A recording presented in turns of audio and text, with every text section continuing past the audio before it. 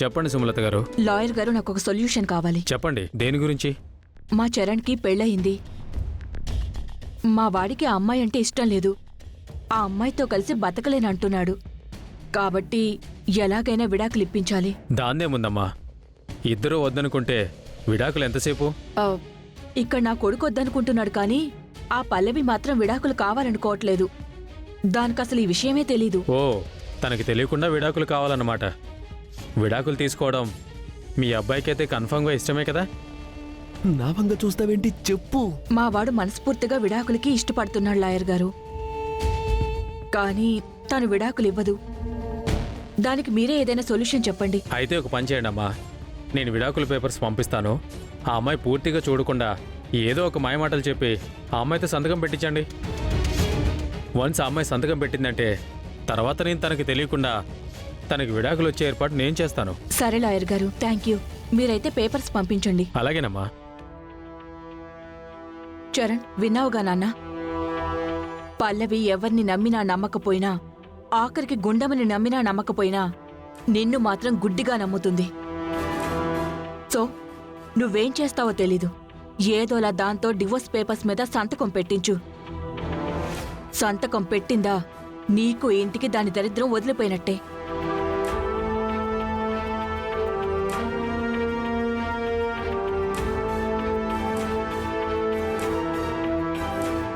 ఏంటంటే ఆ పల్లవిని దూరం చేయడానికేగా మాట్లాడుతున్నారు. మేము వస్తుంటే ఎందుకు ఆగిపోమన్నారు? అక్షిత, పల్లవికి గండముందని అది తెలిసే పెళ్లి చేశామని వాడు అనుకుంటున్నాడు. ఇప్పుడు మీరు కూడా మాట్లాడేటప్పుడు ఉన్నారే అనుకో, ఇప్పుడు ఈ విషయం కూడా మీకు తెలుసు అని అందరం కలిసే చేశామనుకుంటాడు. అది నాకిష్టం లేదు, అందుకే ఆగమన్నాను. కానీ ఇప్పుడైతే ఆ పల్లవికి విడాకులు ఇప్పించేస్తాను. లాయర్ గారు పేపర్స్ పంపిస్తా అన్నారు. చరణ్ ఏదోలాగా మాయ చేసి పల్లవితో సంతకం పెట్టించేస్తాడు. దాంతో పల్లవికి చరణ్కి విడాకులు ఖాయం. అయితే ఈ దెబ్బతో దాని పేడ విరగడైపోతుందన్నమాట. Super aunty.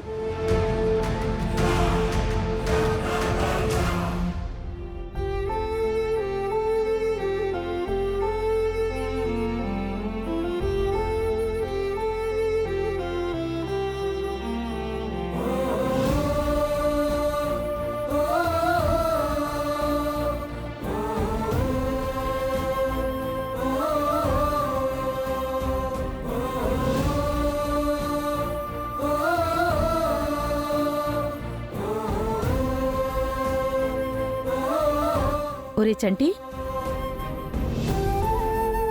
ఏంట్రా ఒంటరిగా చీకట్లో కూర్చున్నావు? ఏం లేదు నాన్న. నువ్వే తప్పు చేయలేదురా.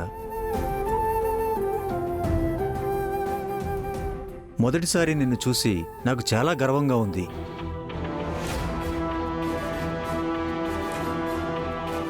ఇప్పటి వరకు నువ్వు ఏ విషయంలో బాధ్యతగా ఉండవు, ఏ విషయాన్ని సీరియస్గా తీసుకోవు, ఏమైపోతావు అని భయపడుతూ ఉండేవాడిరా. కానీ మొత్తానికి నీలో కూడా చలనం వచ్చింది. జీవితంలో ఏదో ఒకటి సాధించాలి అన్న ఆలోచన వచ్చింది. నీలో ఈ మార్పుకి కారణం నా కోడలవడం నాకు చాలా ఆనందంగా ఉందిరా. అవును, అంతా అదే చేసింది. నన్ను పెళ్లి చేసుకుని ఏం మార్చింది? వాణ్ణేమో పిజ్జా సెంటర్లో కూలోని చేసింది. చంటి, నువ్వేం జీతం కోసం అక్కడ పనిచేయట్లేదు. నీ జీవితాన్ని నువ్వు నిలబెట్టుకోవడం కోసం పనిచేస్తున్నావు. నీకంటూ ఒక స్థానాన్ని సంపాదించుకోవడం కోసం చేస్తున్నావు. మీ అమ్మగారు కానీ మీ అన్నయ్య కానీ ఏదో ఆవేశంలో అలా మాట్లాడొచ్చు, కానీ నువ్వు నిలబడిన రోజున వాళ్ళే అర్థం చేసుకుంటారు. ఖచ్చితంగా నిలబడతాను వదినా. నువ్వు అన్నట్టు నేనక్కడ చేరింది జీతం కోసం కాదు, నేనేంటో నిరూపించుకోవడానికి చేరాను. వాళ్ళకి చెప్పినట్టు నేను ఖచ్చితంగా సెంటర్ని డెవలప్ చేస్తాను. లైఫ్లో నేను డెవలప్ అవుతాను. ఏం సాధించాలన్నా మనలో కాన్ఫిడెన్స్ లెవెల్స్ తగ్గిపోకూడదు. కాన్ఫిడెన్స్ లెవెల్ని అలాగే మెయింటైన్ చేయి. ఖచ్చితంగా గెలుపు నీ దగ్గరకొచ్చి తీరుతుంది. జరిగిన దాని గురించి అస్సలు బాధపడొద్దు, వచ్చే గెలుపు గురించి ఆలోచించు. సరే వదినా.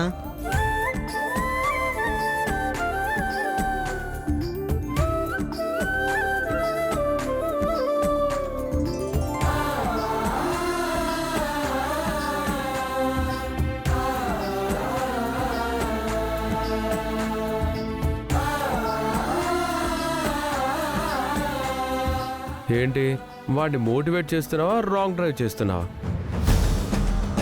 ఏంట్రా రాంగ్ డ్రైవ్ చేసేది? ఇప్పుడే వాడిని సరైన దారిలో నడిపిస్తుంది. ఒకసారి నీ చెయ్యి ఇవ్వు. ఇవ్వు. Thank you thank you thank you thank you thank you thank you thank you thank you. ఏమైందిరా? ఏమవడం ఏంటి నాన్న? చంటిగాడు ఏమైపోతాడని అందరూ భయపడేవాళ్ళం కదా.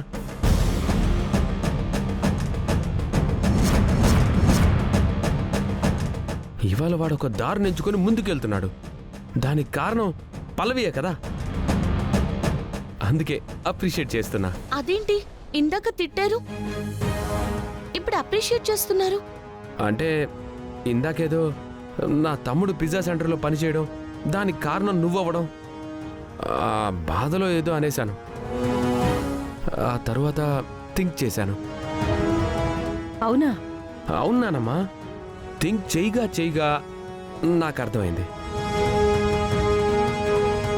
కరెక్టే కదా. ఎవరో ఒకరు మోటివేట్ చేస్తేనే కదా ప్రయాణం మొదలవుతుంది. ప్రయాణం మొదలైతేనే కదా గమ్యానికి చేరుకుంటాం. సో నా తమ్ముడు కూడా అలాగే గొప్పవాడవుతాడని నాకు అనిపించింది.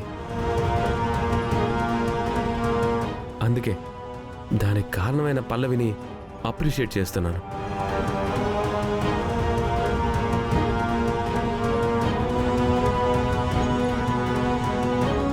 ఎందుకు అందరూ అలా చూస్తున్నారు? ఏమీ లేదురా, నీ దగ్గర నుంచి ఎక్స్పెక్ట్ చేయలేని డైలాగులు వస్తుంటే ఆశ్చర్యం వేసింది. సరే గాని మీ పెళ్లిని రిజిస్ట్రేషన్ చేయించాలి, అప్లికేషన్ ఏదో తెస్తానో ఏమైంది? ఇదిగో తీసుకొచ్చానమ్మా, ఇదిగో. మ్యారేజ్ రిజిస్ట్రేషనా? ఎందుకు? ఎందుకంటావేంటి? చదువుకున్న దానివే కదా. పెళ్లి చేసుకున్న తర్వాత రిజిస్ట్రేషన్ చేయించాలి.